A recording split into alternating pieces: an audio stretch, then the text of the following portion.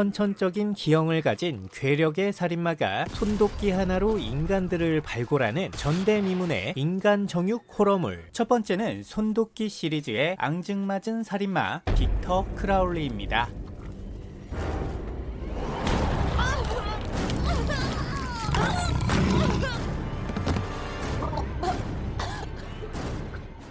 옛날하고도 아주 먼 옛날, 아내와 함께 단둘이 살고 있던 토마스 크라울리는 어느 날 아내가 불치병에 걸리게 되자 그녀를 돌봐주던 간호사와 불륜을 저지르게 됩니다. 결국 이 사실을 알게 된 토마스의 아내가 극도로 격분, 죽기 직전 이들을 향해 저주를 퍼붓게 되고, 그로 인해 두 사람 사이에서 온몸에 종양이 달려있는 끔찍한 아기가 태어나고 마는데요.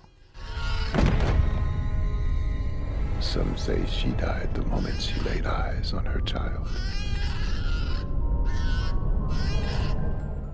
이후 아이에게 빅터라는 이름을 지어주고 은둔 생활을 시작하게 된 토마스 크라울리. 하지만 빅터의 흉측한 외모는 동네 아이들의 놀림감이 되었고, 급기야 이 과정에서 화재가 발생, 토마스가 사망해버리는 끔찍한 사고가 벌어지고 맙니다. 결국 세상에 홀로 남게 된 우리 빅터찡. 이후 아빠를 찾아 늪지대를 떠도는 복수의 화신이 되어 눈에 띄는 사람마다 모조리 잡아 죽이는 폐악스런 살인마로 거듭나게 되는데요.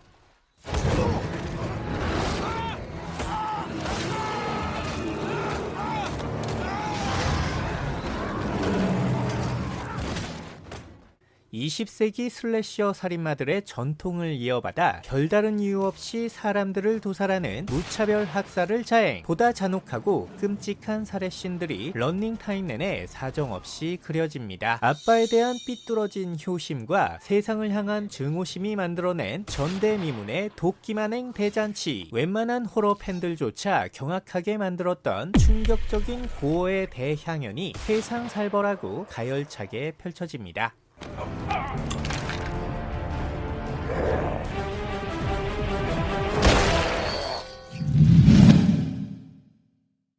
유명한 도시전설 캔디맨 시리즈에 등장했던 영화사상 최초의 흑인 살인마. 거울을 보며 5번만 이름을 불러주면 수줍게 등장하여 피칠갑을 선사해준다는 전설 속의 주인공이죠. 다음은 몹시도 달달할 것 같은 스윗한 그 이름, 캔디맨입니다.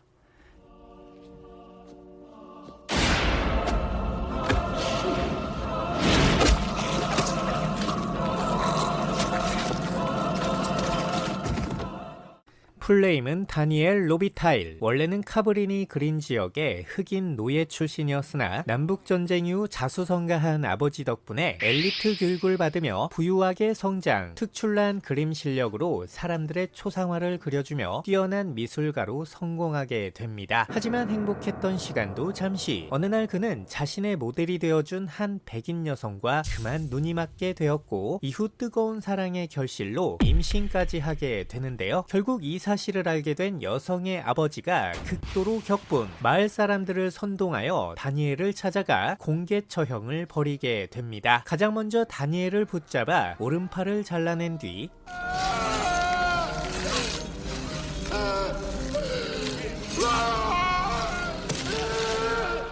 온몸에 꿀을 발라 벌떼를 유인. 결국 다니엘은 끔찍한 최후를 맞이하게 되는데요.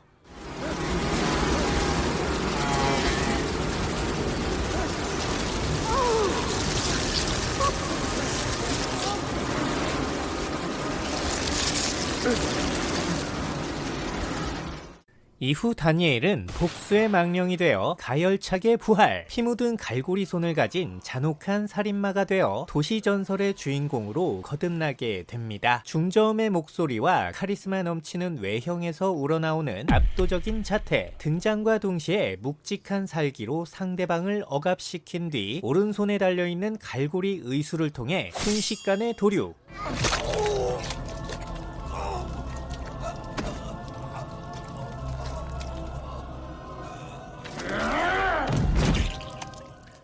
그야말로 슬래셔 호러계의 레전드다운 무지막지한 살해신을 선보이는데요. 설상가상 수천 마리의 벌떼를 몸 안에서 키운다는 세상 양봉꾼스러우면서도 자연인다운 설정. 이를 통해 영화 역사상 가장 파격적인 키스신을 선보이기도 했습니다. 그 이름도 따끔 살벌한 양봉 키스신이었죠.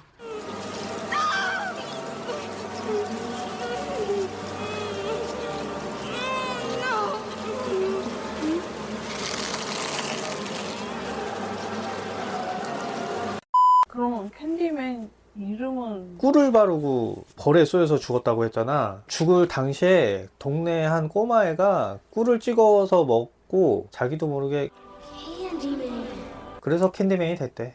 어휴, 웨스 크레이븐의 스크림 시리즈에 등장했던 가장 현실적이면서도 무시무시한 살인마. 이제까지의 슬래셔 살인마들이 단일 정체성을 가진 하나의 인물이었다면 고스트페이스는 매 작품마다 정체가 달라지는 마치 이놈저놈 돌아가며 아무나 막 갖다 쓰는 고시원 주방의 공용 냉장고 같은 놈이었는데요.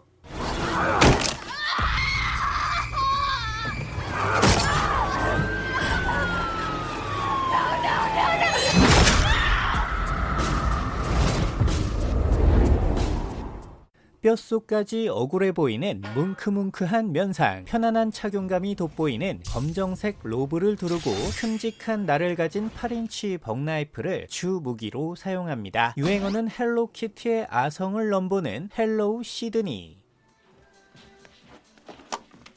Hello? 카리스마 따윈 개나 줘버린 슬랩스틱 몸개그를 시전하며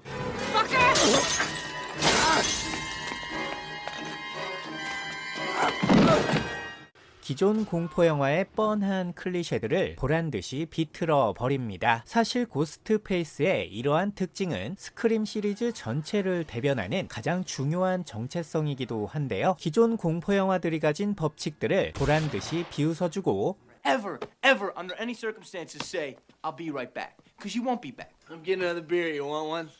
Yeah, sure. I'll be right back. 또다시 그 클리셰를 반복하여 한 번 더 비트는 등 This is the moment when the supposedly dead killer comes back to life for one last scare.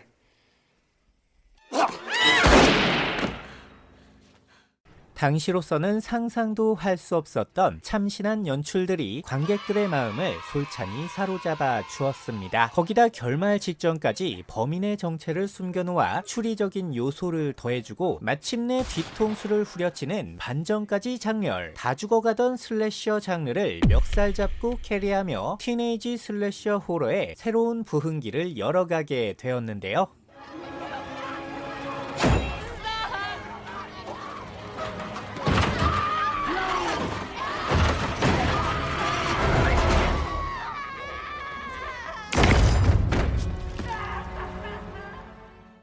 고스트페이스는 익명성을 상징합니다. 자신의 정체가 드러나지 않아야 온전히 살인을 저지를 수 있고 오직 가면 뒤에 숨어 있을 때에만 그 잔혹한 폭력성이 가감없이 드러나는데요. 그 동기는 원한과 복수 혹은 단순한 장난 등 모든 것이 될 수 있지만 어차피 그들에게 동기란 자신의 살인을 합리화시키기 위한 가증스런 변명에 불과할 뿐이었죠. 익명의 힘을 빌어 누군가를 해하고 그 반응을 즐기는 것. 세상에 이보다 더 찌질하고 변태적인 범죄자가 또 있을까요? 어쩌면 고스트페이스의 진짜 무기는 나이프가 아니었을지도 모르겠습니다.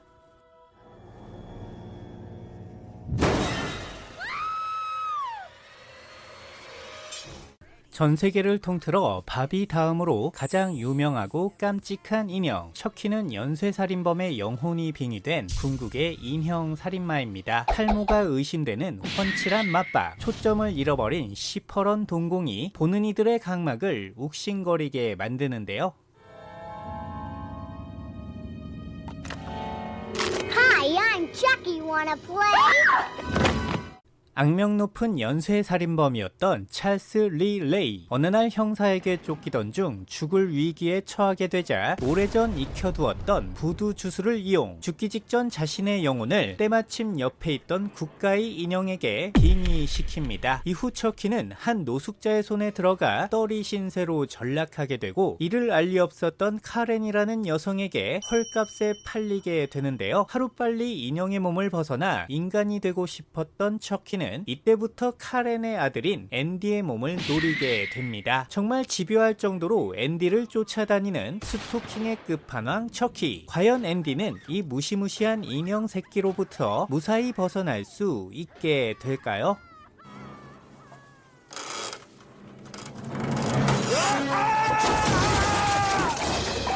How's it hanging, Phil?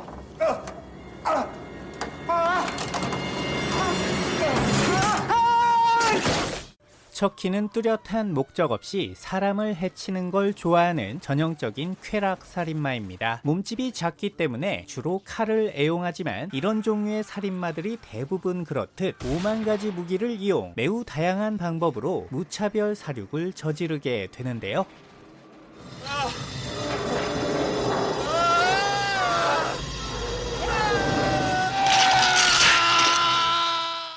당연한 얘기지만 맷집도 극강. What's wrong? Gun jam? 시커멓게 불에 탄 상태에서도 패기 넘치게 일어서고 온몸이 지랄나게 녹아내려도 어김없이 부활. 무슨 짓을 해도 절대로 죽지 않는 파이팅 넘치는 생명력을 보여주었죠.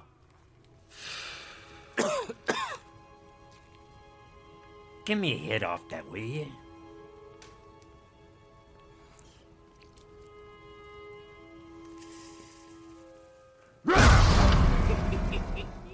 한편 시리즈의 네 번째 작품인 척키의 신부에서는 무려 척키의 여친인 티파니가 등장합니다. 그녀 역시 원래는 평범한 인간이었지만 척키의 계략에 넘어가 인형이 되고 만 것인데요. 그렇게 영화 역사상 최초 본격적으로 살인마 인형 커플이 탄생하게 되고 이때부터 영화는 약을 한 사발 들이킨 뒤 온갖 병맛의 대향연을 펼치기 시작합니다. 그 중에서도 가장 충격적인 장면을 꼽아보라고 한다면 바로 이 장면, 척키와 티파니의 폭풍 뜨밤신을 꼽을 수 있을 텐데요. 그야말로 충격과 공포가 휘몰아치며 스크린을 찢어 싸던 바로 그때 영화 역사상 최고의 명대사가 등장하게 됩니다.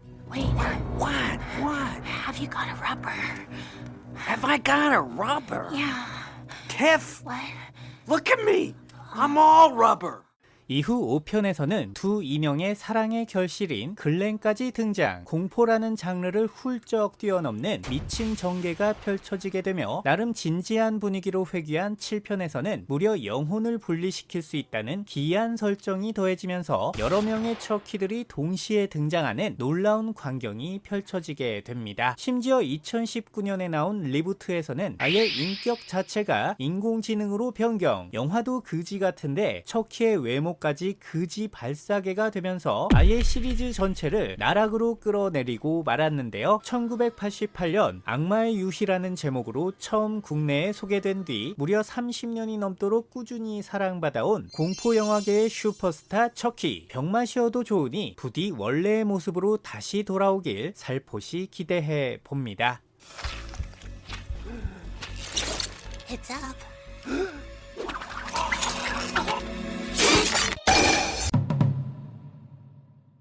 프레디 크루거는 나이트메어 시리즈에 등장하는 초자연적인 힘을 가진 연쇄 살인마입니다. 풀네임은 프레드릭 찰스 크루거. 정신병원에서 집단 성폭행을 당한 아만다라는 수녀의 저주받은 사생아라는 매우 충격적인 출생의 비밀을 가지고 있으며 이후 양아버지로부터 지속적으로 학대를 받으며 성장. 학교 친구들로부터도 왕따를 당하는 등 그야말로 언제 살인마가 된다 해도 전혀 이상하지 않을 만큼 처절한 사연의 작품의 주인공입니다. 결국 성인이 되자 모두의 예상대로 연쇄살인마로 각성, 동네 아이들을 납치하여 모조리 살해하는 천인공노할 만행을 저지르게 되는데요. 설상가상 법원에서조차 심신미약을 이유로 그를 풀어주게 되자 결국 분노한 마을 사람들에 의해 자신의 집 지하실에서 산채로 불에 타 죽게 됩니다. 하지만 여기까지의 내용은 그저 프리퀄에 불과할 뿐, 죽기 전 악마와의 거래를 통해 마침내 초자연적인 존재로 거듭나게 된 프레디 크루거는 이후 스프링우드 주민의 아이들을 대상으로 더욱더 끔찍한 복수를 이어나가게 되는데요.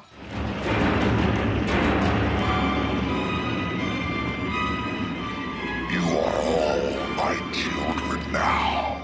간의 수공업으로 제작한 날카로운 칼날 손톱과 중후함이 살아 숨쉬는 멋쟁이 페도라, 정록 대비의 절묘한 조화가 돋보이는 줄무늬 스웨터 등 스펙타클한 패션 센스에 소름이 끼칠 지경입니다. 처음에는 얼굴만 봐도 심장이 아야해서 그대로 즉사한다는 설정이었지만 영화적인 재미를 위해 칼날 손톱을 추가, 사실상 귀신인 주제에 물리력을 행사한다는 역대급으로 기이한 캐릭터가 만들어지게 된 것입니다. 인데요.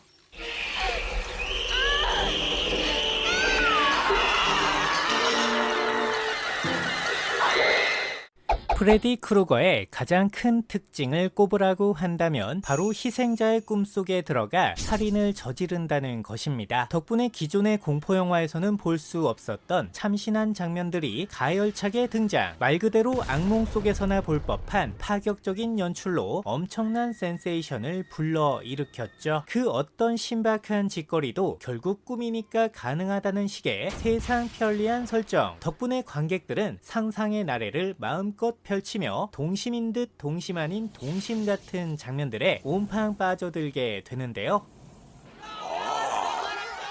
My favorite.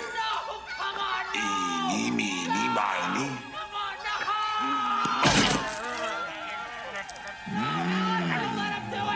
Rick, you little meatball.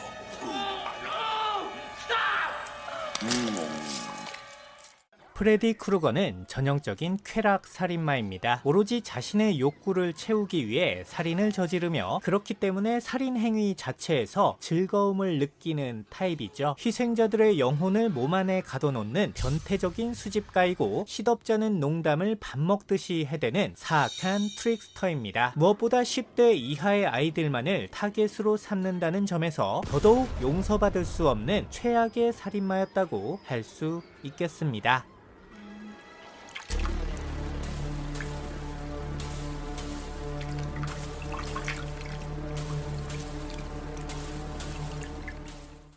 선천적인 사이코패스로 태어나 어린 시절부터 동물 학대를 일삼으며 폭력적인 성향을 보였던 마이클 마이어스. 급기야 6살이 되던 해 마이클은 자신의 친누나를 살해한 뒤 그대로 정신병원에 수감되고 마는데요. 이후 병원에서 주는 균형 잡힌 식사를 하며 쫄깃한 근육질에 거구로 성장. 마치 기다렸다는 듯 병원을 탈출한 뒤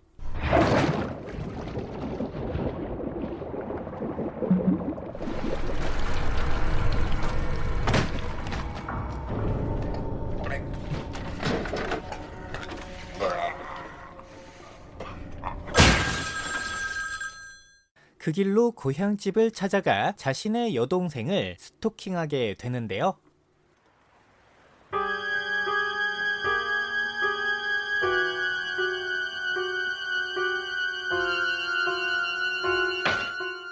창백하고 무표정한 모습에 소름 끼치는 가면과 힙한 디자인을 자랑하는 낡은 정비복, 날카로운 식칼로 중무장한 사이코패스 연쇄 살인마입니다. 롭좀비의 리메이크작을 제외하고는 극중에서 한마디의 대사도 친 적이 없으며 웬만한 공격엔 꿈쩍도 하지 않는 미친 맷집을 장착, 죽여도 끊임없이 되살아나는 불사신 살인마의 원조격 캐릭터인데요. 참고로 그의 트레이드마크라고 할 수 있는 하얀색 가면은 원래 스타트rek의 주인공인 커크 선장의 가면이었으나 제작비 절감을 위해 마개조를 시전, 현재의 모습이 되었다고 합니다. 데뷔작은 1978년에 개봉했던 존 카펜터 감독의 할로윈으로서 긴장감 넘치는 연출과 감각적인 카메라 워킹, 귓볼을 쓸고 들어가 달팽이관을 후려치는 역대급 OST 등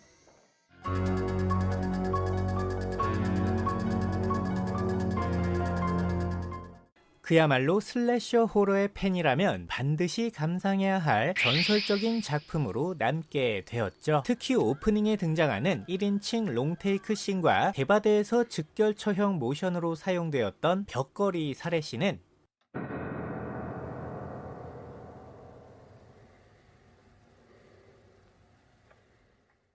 지금 봐도 여전히 염통에다 사포질을 해싸는 최고의 명장면이라고 할 수 있겠습니다.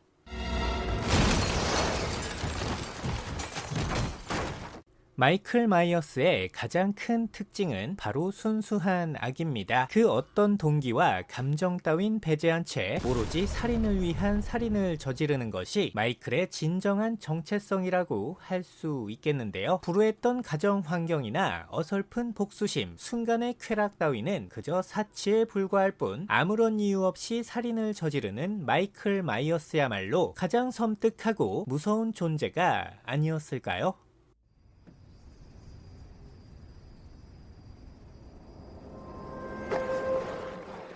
레더페이스는 텍사스 전기톱 학살에 등장하는 매우 난폭하고 무시무시한 살인마입니다. 모티브는 미국에 실존했던 연쇄살인마인 에드 게인으로서 무려 사람의 얼굴 가죽에 꼼꼼히 미싱을 박아서 가면을 재자 얼굴에 뒤집어 쓰고 다닌다는 매우 충격적이고 극악무도한 설정을 가지고 있는데요.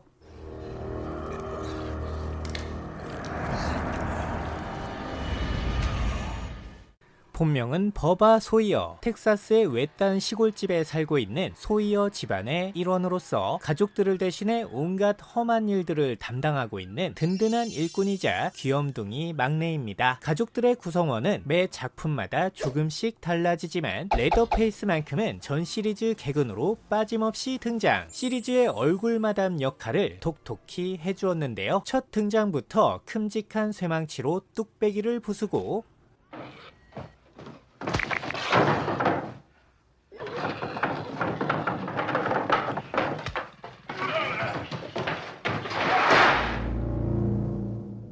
사람을 잡아다 냉동고에 보관,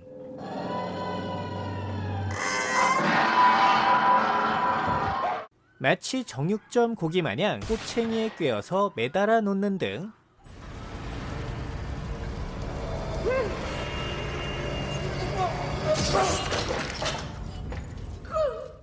인간을 단지 식재료로만 취급하는 살떨리는 모습을 볼 수 있습니다. 하지만 역시 레더페이스를 상징하는 가장 대표적인 무기를 꼽으라고 한다면 역시 체인톱을 꼽을 수 있을 텐데요. 귀를 찢는 우렁찬 굉음과 회전하는 톱날의 삭막한 비주얼, 그리고 이를 휘두르며 포효하는 레더페이스의 모습은 짝짝이었던 젖꼭지마저 좌우로 정렬시킬 만큼 엄청난 공포를 선사해 주었었죠.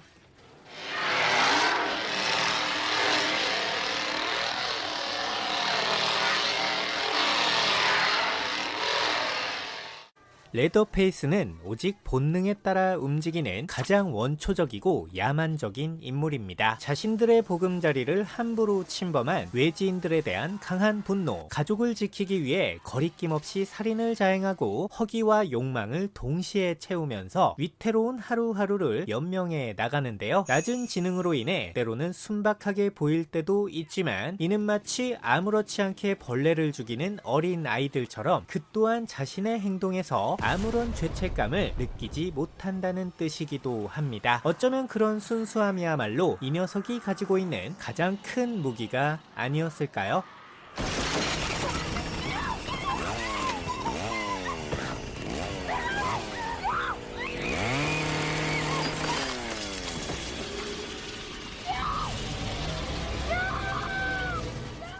크리스탈 호수 캠프장을 배경으로 음란마귀에 씌인 청춘 남녀들을 사정없이 썰어버린 못쏠개의 찐 레전드죠. 낡아빠진 하키 마스크를 할로윈 코스프레계의 이템으로 만들어버린 전설의 패션 리더. 다음은 불금을 사랑하는 남자 중에 상남자 제이슨 부이스입니다.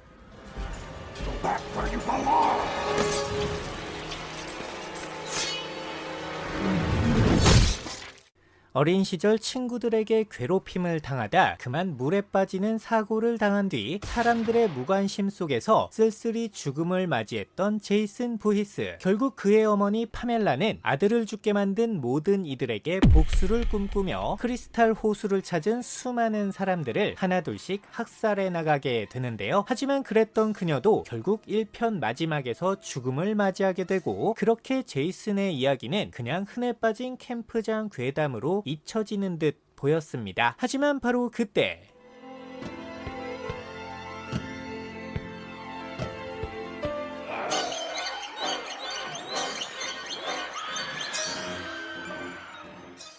죽은 줄 알았던 제이슨이 깜짝 등장하며 이후 본격적으로 시리즈를 이어나가게 되는데요. 그나마도 3편에 들어서야 시리즈 최초로 하키 마스크가 등장. 겨우겨우 자신의 정체성을 확립하게 되었으니 의외로 뒤늦게 유명세를 얻게 된 늦깎이 캐릭터라고도 할 수 있겠습니다. 사실상 제이슨이 등장하지 않았던 1편이 시리즈 중 최고의 명작이라는 걸 생각해 본다면 정말 아이러니한 사실이 아닐 수 없는데요.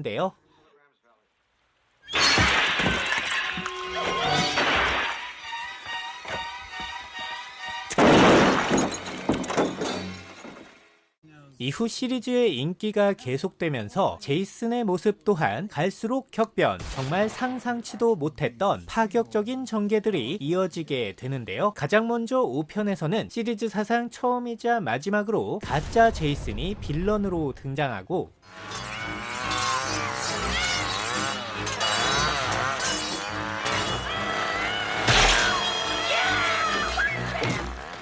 7편에서는 초능력 소녀가 주인공으로 등장하여 제이슨에게 역대급 굴욕을 안겨줍니다.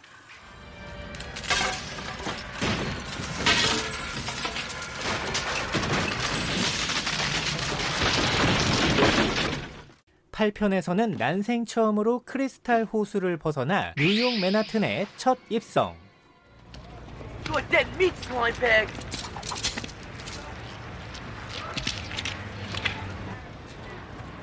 Yo, man, it's cool. It's cool, man. It's cool. 9편에서는 제이슨이 인간의 육체를 옮겨다니며 영화의 장르를 심령 호러물로 완전히 바꿔버리고,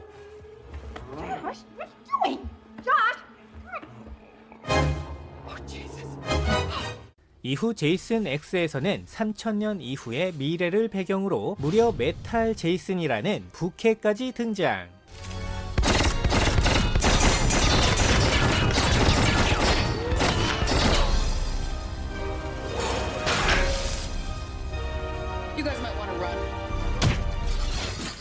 급기야 옆 동네 라이벌인 프레디 크루거와 본격적인 맞짱을 펼치기도 했는데요.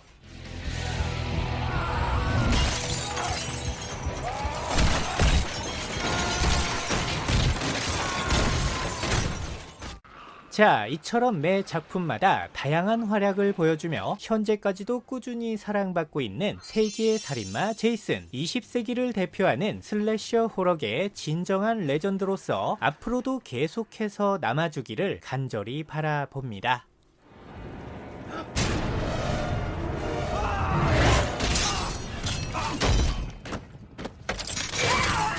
달콤살벌한 영화 이야기는 여러분의 꾸준한 스토킹과 불타는 애정으로 하루하루 연명합니다. 사람 하나 살리는 셈 치시고 구독과 좋아요 눌러주시면